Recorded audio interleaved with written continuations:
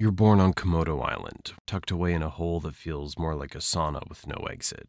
As you crack open that eggshell, you're probably wondering what your mom looks like, except there's nothing here. No, you're on your own from the get-go. And that's not even the worst part. You see, in the Komodo Dragon world, even your siblings could be your worst enemies. You might be lucky enough to be the first one to hatch, so before you even think about taking your first breath, you've got to get the heck out of there fast. Scramble up the nearest tree like your life depends on it, because it quite literally does. You're not just avoiding your siblings, you're dodging hungry adults who wouldn't mind a bite-sized snack like you. To them, you're just a free McNugget.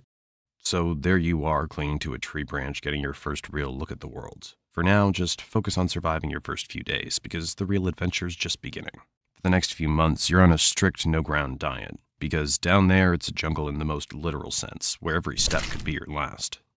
Imagine living on the 50th floor of a skyscraper because the streets are filled with zombies.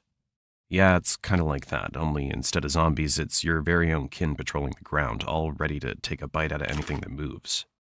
You're not completely defenseless, though. You've got instincts, quick reflexes, and a strong survival instinct that kicks in from day one. Plus, you've inherited a handy little trick, the art of camouflage. With your molted brown and green scales, you blend right into the leaves and bark, making it that much harder for anything hungry to spot you. Think of it as your very own invisibility cloak, but instead of dodging wizards and Hogwarts, you're avoiding becoming someone's lunch. At this stage, your life is all about survival 101. Find food, stay hidden, and whatever you do, don't fall out of the tree. Your diet's about as varied as a college student's during finals week, whatever you can scavenge or catch, from insects and small lizards to the occasional bird that's too slow for its own good. Every meal's a victory, and every day you avoid becoming a meal is an even bigger win. But don't get too comfortable in that tree, because soon you're going to have to face the real world down below. And trust me, that's when things really start to get interesting. You're no longer that helpless hatchling clinging to a branch for dear life. Now you're ready to start exploring the wild world of Komodo Island. Your first few steps on solid ground are like a toddler taking their first wobbly steps, except in your case, the stakes are a bit higher. Every rustle in the bushes could be a potential meal or a threat, and your senses are on high alert. It's basically hardcore Minecraft, but in real life. Now, in most animal worlds, this would be the part where Mom swoops in to show you the ropes, but as we've established, Komodo moms aren't exactly the nurturing type. Instead, you're left to figure out things on your own, and that means a lot of trial and error. Your days are filled with mini-missions, stalking unsuspecting critters, practicing your stealth moves, and trying not to end up on the menu of a bigger predator. It's all part of the learning curve, and you're slowly but surely getting the hang of it. At first, your hunts are more hide-and-seek than stealthy predator. You'll spend hours lying in wait trying to blend in with the underbrush, your heart pounding like a drum as you watch a potential meal scuttle by. Or get swept up by a much more experienced dragon. Show off. But when you finally nail that first successful hunt, it's like winning the lottery of lizards and rats. As you grow, so does your confidence. You're exploring further from your original tree, pushing boundaries, and generally acting like the reptilian version of a rebellious teenager. Each day, you become a little more daring, a little more skilled, and a lot less likely to end up as someone else's dinner. But it's not all smooth sailing. Remember those siblings you escaped from at birth? They're still around, and now it's time for some good old-fashioned sibling rivalry. And the prize is, well, not dying. As you transition from Komodo teen to adulthood, you start to realize that the world is both bigger and smaller than you once thought. The island is vast, but it's also crowded with other dragons, each staking their claim to the best hunting grounds. It's time to find your own territory. Think of it like moving out of your parents' basement and into your first flat. Except your parents never had a basement and your family's been trying to eat you this whole time. Finding territory is like trying to score the last available seat at a sold-out concert. It takes luck, strategy, and probably a scuffle or two.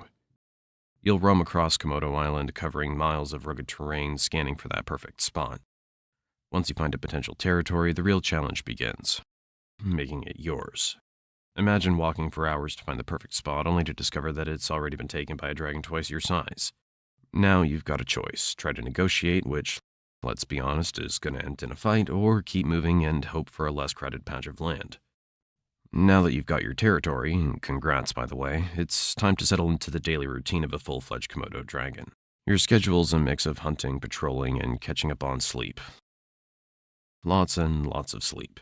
You're not one to waste energy, so when you hunt, you go big. One large meal a week is your style, something that'll keep you satisfied for days. You're aiming for deer, wild boar, or even the occasional water buffalo.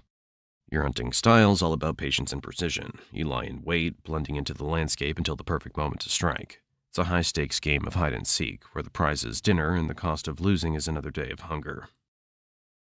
But when you do succeed, it's worth the wait. You'll feast like a king and then slip into a food coma that'll make a Thanksgiving nap look like a quick power snooze. As you reach full maturity at around 7 to 10 years, you start taking extra notice of other female Komodos roaming around. That's your urge to mate kicking in. Mating season's like the ultimate dating game. You're sizing up potential partners with a mix of curiosity and caution.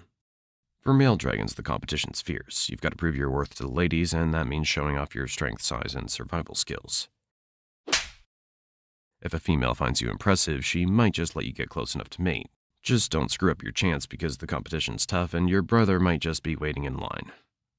Once you've successfully mated, your job isn't quite done.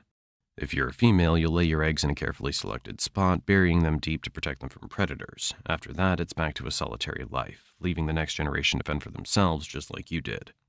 You've somehow made it past 10 years and all the way to 15. Congratulations. In the wild world of Komodo dragons, that's like reaching your 90s with all your teeth intact. But here's the thing, you're not as quick as you used to be, and those once impressive muscles aren't quite as strong. You've earned every scar, every notch on your scales, but now survival requires a different kind of strength, one that comes from experience and wisdom rather than brute force. But with age comes new challenges, and you knew this day would come. Another younger dragon wants your territory, and this battle might be your last. The young dragon's eager, strong, and even reminds you of yourself when you first went out to get your own territory. Hey, it might even be your own son, who knows? Komodo dragons aren't exactly great parents. This fight is different from the others you've had. Although you're older and wiser, you're also more vulnerable. Your opponent's fast, relentless, and every blow feels a little harder than the last. But you're not about to go down without a fight. You dig deep, drawing on every ounce of strength and every trick you've learned over the years. In the end, it's a close call. Maybe you win, driving the challenger away one last time. Or maybe you lose, forced to retreat to the fringes of your territory, battered but not broken. Either way, this fight marks the beginning of the end. You've held your ground for years, but now it's clear that the balance of power is shifting. The jungle's a harsh place, and even the strongest can't rule forever. After years of ruling your territory, you give one last growl. And now, as you feel the weight of time pressing down, you know that the jungle will continue with or without you. As the end approaches, you find a quiet spot to rest, somewhere safe from the constant struggle for survival. You lie down, feeling the warmth of the sun on your scales, and close your eyes. The world keeps turning, the cycle continues, and somewhere out there a new dragon is hatching, ready to begin the journey you've just completed.